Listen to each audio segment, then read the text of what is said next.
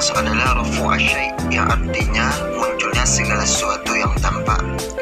Adapun menurut ulama, yang mana ulama Hanafiyah memberikan definisi nas ialah huwa ma dalla bi nafsin sighatih 'ala al-ma'na al-maqsud asalatu 'ala ma siqalahu wa yahtamilu at-ta'wil, yang artinya lafaz yang dengan sirotnya sendiri menunjukkan makna yang dimaksud secara langsung menurut apa yang diungkapkan dan ada kemungkinan ditakwilkan.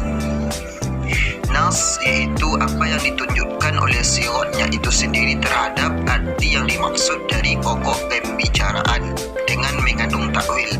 Apabila maksud itu cepat difahami dari lafaznya dan tidak terhalang memahaminya terhadap urusan lain adalah maksud pokok pembicaraan. Hukum lafaz nas sama dengan hukum lafaz zahir, yaitu wajib diamalkan pertunjukannya atau dilalahnya sepanjang tidak ada dalil yang menakwilnya, mentakhsis atau menasahnya. Perbedaan antara zahir dan nas adalah kemungkinan takwil, takhsis atau nasakh pada lafaz nas lebih jauh dari kemungkinan yang terdapat pada lafaz zahir. Oleh sebab itu, jika terjadi pertentangan antara lafaz zahir dengan lafaz nas, maka lafaz nas lebih didahulukan pemakaiannya dan wajib membawa lafaz zahir pada lafaz nas. Dan berikut salah satu contoh dari lafaz nas, yaitu terdapat dalam Quran surah Al-Baqarah ayat 275 yang bunyinya wa ahallallahu al-bai'a wa harrama riba, yang artinya padahal Allah telah menghalalkan jual beli dan mengharamkan riba.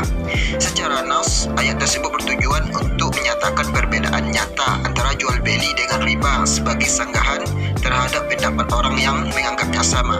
Hal ini dapat dipahami dari ungkapan keseluruhan ayat tersebut. Meskipun maksud ayat ini sudah sangat jelas, namun dari ayat ini dapat pula dipahami maksud lain, yaitu halalnya hukum jual beli dan haramnya hukum riba. Mungkin sekian presentasi dari saya. Sekian dan menjelaskan tentang bagian yang ketiga adalah pasar, yang mana pertama adalah pengertiannya menurut Abdul Wahab Al-Khalaf. Pasar adalah suatu lafaz yang dengan sikapnya sendiri memberi petunjuk kepada makna yang terperinci, begitu terincinya sehingga tidak dapat dipahami adanya makna lain dari lafaz tersebut. Mufassar terbagi dalam dua macam, yaitu yang pertama, satu mufassar menurut asalnya. Lafaz itu memang sudah jelas dan terinci sehingga tidak perlu penjelasan lebih lanjut, seperti contoh dalam surat An-Nur ayat 4.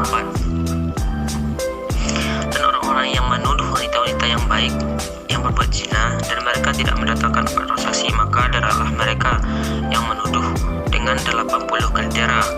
Yang kedua adalah asalnya lafaz itu belum jelas atau ijmal dan memberikan kemungkinan beberapa pemahaman, yang artinya kemudian datang dalil lain yang menjelaskan artinya sehingga ia menjadi jelas lafaz tersebut sebagaimana yang disebut dengan mubayyan, seperti contoh dalam surah Nisa ayat 4. Seperti halnya perintah sholat, perintah zakat, perintah haji dan keharaman riba. Contoh yang tersebut merupakan adalah makna ayat-ayat Al-Quran yang mujmal atau global yang membutuhkan penjelasan syariat, tetapi tidak ada penjelasan dari ayat-ayat lain. Di dalam mufassar wajib diamalkan secara qat'i, sedang sepanjang tidak ada dalil yang menasahnya. Lafaz mufassar tidak mungkin dibandingkan artinya dari zahirnya karena tidak mungkin ditakwil dan ditaksis. Hukum menurut bahasa diambil dari kata ahkama yang berarti at-qoma, yaitu pasti dan tegas. Sedangkan menurut istilah adalah sebagaimana yang dikemukakan oleh Asy-Syarakhsi, muhkam itu menolak adanya penakwilan atau nasakh suatu lafaz dan yang dari syiatnya sendiri memberi petunjuk kepada maknanya sesuai dengan pembentukan lafaznya secara penunjukan yang jelas, sehingga tidak menerima kemungkinan pembatalan, penggantian maupun takwil.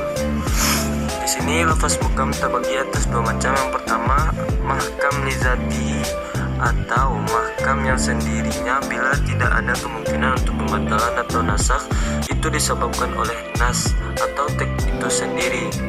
Tidak mungkin nasakh muncul dari lafaznya dan diikuti pula oleh penjelasan bahwa hukum dalam lafaz itu tidak mungkin dinasakh. dinasak. Yang kedua yaitu muhkam lighairihi, yaitu atau muhkam karena faktor luar bila tidak didapatnya lafaz itu dinasak, bukan karena nas atau teksnya itu sendiri, tetapi karena tidak ada nas menasaknya. Lafaz dalam bentuk ini dalam istilah usul disebut lafaz yang qati', penunjukannya terhadap hukum. Dan masing-masing tingkatan kriteria mahkam. Yang pertama yaitu muhkam ini paling jelas dan maknanya yang dimaksud oleh pembicara. Yang kedua, tidak berpeluang dimaknai dengan makna lain atau takwil dan ditaksis karena sudah rinci dan tegas. Yang ketiga, tidak berpeluang dinasak pada masa Nabi Muhammad SAW hidup.